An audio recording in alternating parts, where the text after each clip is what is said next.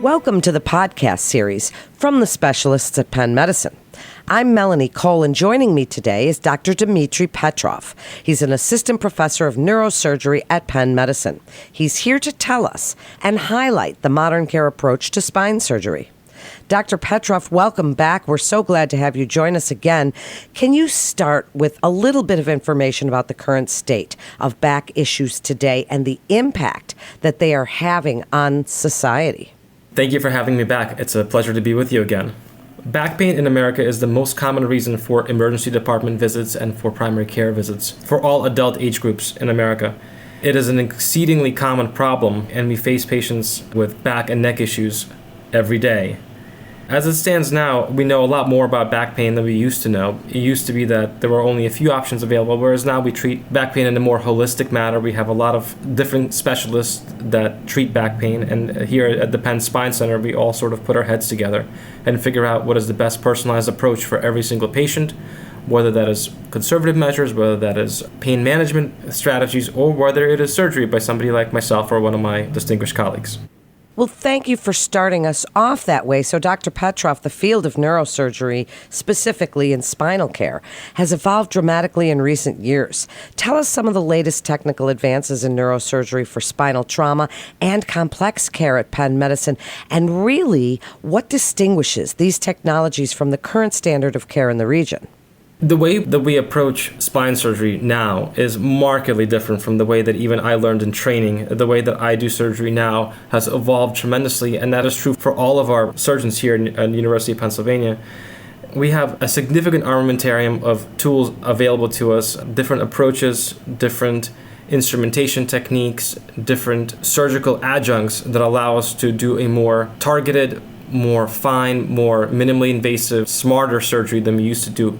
In the past, we employ neuronavigation, and we employ robotics, we employ intraoperative imaging, we employ complex preoperative planning, and on the back end, after the surgery, we have strategies to minimize pain, to maximize patient comfort, and to allow our patients after surgery to recover and to rehabilitate as fast as possible and return to work, return to their families, return to their lives with less pain and more function. Certainly an exciting time to be in your field with so many advances. Anyone who's had chronic back pain, Dr. Petrov, or been close to someone who has, I certainly have had it myself, knows that it often involves visits to several providers and a drawn-out process of diagnoses and treatment. How quickly do you see patients, and what can you do to expedite diagnosis and care? I personally give my referring doctors my personal number, and I say, if you have somebody that you think needs a surgical evaluation, please call me. I have a very personal relationship with my doctors, and so I enjoy this sort of communication, which is frequent and very common. But we do have the Penn Spine Center, where we have very direct communication with our schedulers, who communicate with our nurse practitioners and physician assistants, who communicate with our doctors, and we are able to get patients in very quickly. If one of my providers calls me or texts me and says, I have a patient that needs to be seen, I could see them this week. I could see them tomorrow. I could schedule a televisit, which is huge for our ability to provide service to our patients almost today if it's truly an emergency. So we pride ourselves in getting patients in as soon as they need to be seen. And at that time, it doesn't always mean that we take them to surgery. Oftentimes that means referrals to our partners in pain management and physical medicine and rehabilitation in order to get them the conservative management they need prior to considerations of surgical intervention, if that's the appropriate path for the patient. Well, it really is a multidisciplinary approach to care, and one issue, Dr. Petrov, for some patients involves the transient relief offered by spinal injections, sometimes for years. Tell us a little bit about why this happens and how these patients might benefit from alternate forms of treatment. Spinal injections are a double-edged sword. There's a multitude of spinal injection options available, including epidural injections, including injections that block specific nerves, including injections that will ablate or deaden nerves that are going to joints that may be causing pain. There's multiple options out there. And sometimes in the community, pain docs will continue to give injections, as you mentioned, with transient relief, and then continue to do that for months, years even. A lot of those patients would probably benefit from an evaluation by a surgeon in order to determine whether a more definitive therapy is available. that can be more durable and have a longer lasting effect. Just like surgeons should not operate in a vacuum without pain medicine docs, so should pain medicine docs not operate in a vacuum without surgeons. There needs to be a back and forth between professionals where we can together decide, well, maybe this patient is failing the conservative management with injections and would benefit from an operation, or maybe this other patient would benefit from injections prior to consideration of surgery. This is why we focus on patients that need to be seen quickly, can be seen in order for us to give appropriate advice. And that is why we also work so closely with our colleagues in pain management in order to have this sort of communication and have a targeted, individualized approach for every one of our patients. Because let's face it, no two patients are the same, no two backs are the same. Everyone's life story is sort of written across their spine, what kind of work they do, what kind of genetics they have, what kind of life they've lived. And you can't have a cookie cutter, one-size-fits-all approach. Every patient requires an individualized plan, and that is our focus. That is the benefit of the Penn Spine Center, of a multidisciplinary team that is focused on getting you back to your life with less pain and more function. What a great point you made. So let's switch our discussion a bit, Dr. Petrov, now to surgery for more severe forms of back pain and spinal trauma. You're speaking to other providers.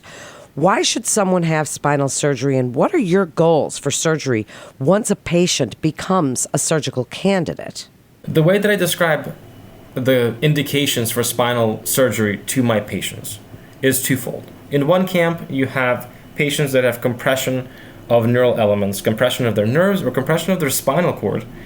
And if we don't do anything, that patient will continue to have neurological deterioration and may lose the ability to move a muscle or move more than one muscle, or lose sensation, or the ability to walk, or the ability to use their arms or hands. And so at that point, it becomes a surgery to not only alleviate pain, but also to return function. And in those instances, when we see compression, especially of the spinal cord, and a deteriorating neurological exam, deteriorating function, that is a surgical indication, and there's very little conservative management that can be offered aside from decompressing the spinal cord and oftentimes stabilizing the spine in order to prevent it from happening again.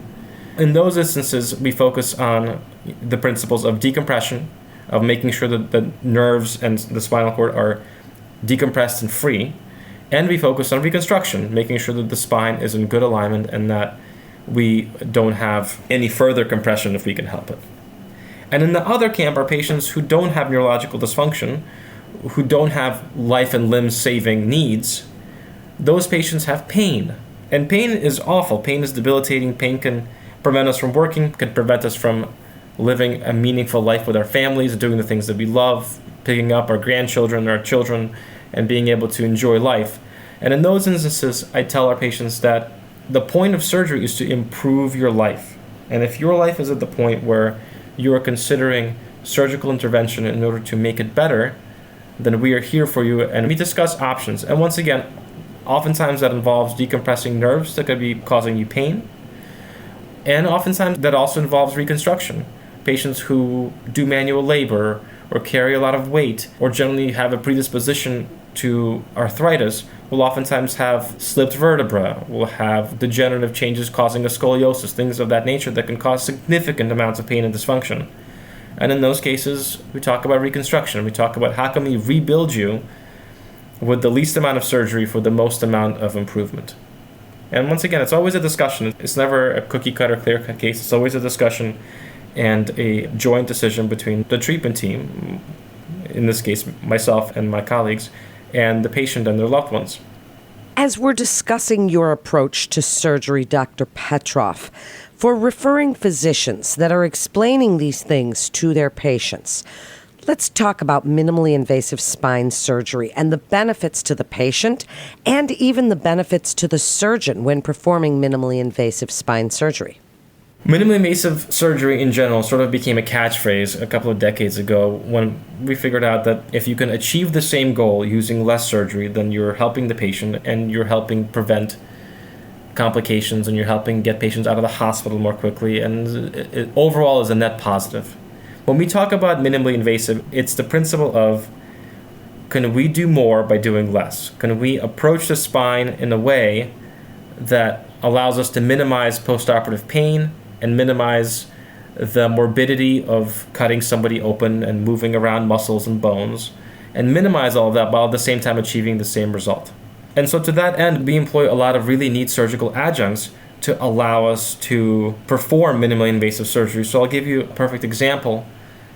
In years past, in order for us to place a screw into somebody's spine, we had to open up their skin, move their muscles aside, and using anatomic landmarks and intraoperative imaging, we would guide, under direct visualization while looking at the person's spine, we would guide the screw into their bone. What we can do now is using essentially a GPS for the spine. We can place the same kind of screw through a 1.5 centimeter incision with incredible precision, exactly where we want it to go.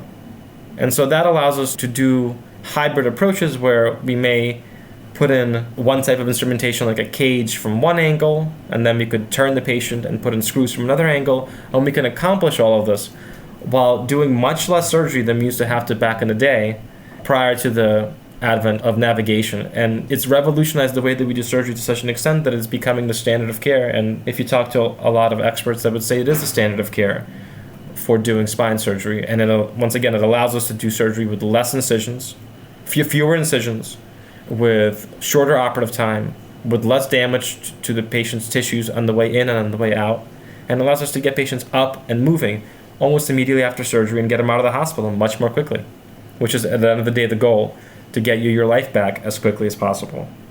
Certainly a big benefit, and spine surgery is typically considered an elective approach to enhance function, resolve pain, as you've discussed here today.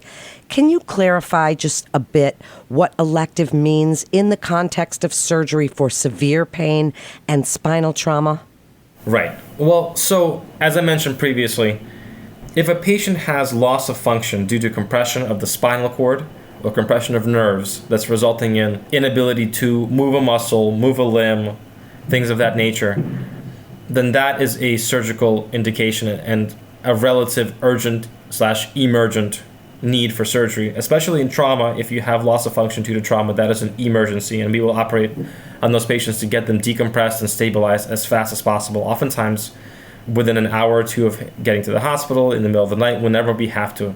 On the other hand, if you have somebody with severe pain, in that instance, it becomes really a discussion with the patient, because pain is so subjective. Everybody experiences pain differently, and everybody comes to the doctor's office with a different lived experience and different considerations and different values. And the conversation usually goes, well, how much pain are you in, and how much does this limit your life on a day-to-day basis?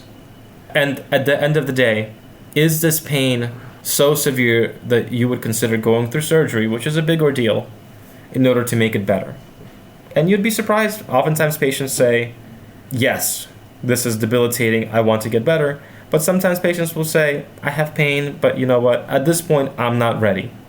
And as long as they're not in danger of losing function, they're not in danger of losing the ability to walk, for example, then there's really no urgent need, and I'll say, let's meet again and talk about it again, and maybe those things will change.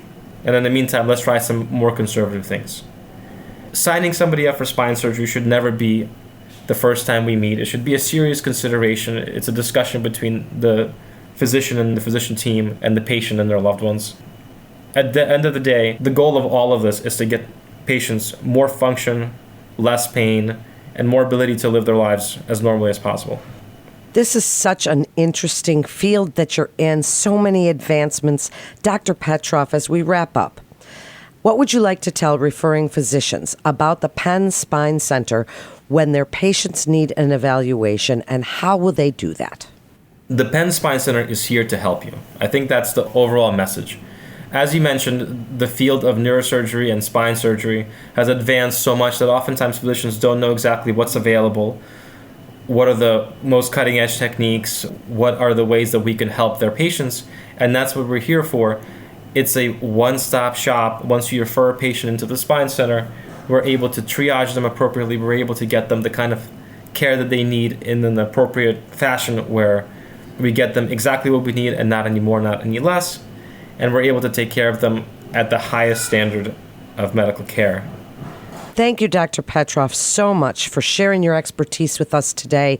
To refer your patient to Dr. Petroff at the Penn Spine Center at Penn Medicine, please call our 24/7 provider-only line at 877-937-PENN, or you can submit your referral via our secure online referral form by visiting our website at pennmedicine.org/refer your patient. That concludes this episode from the specialists at Penn Medicine. I'm Melanie Cole.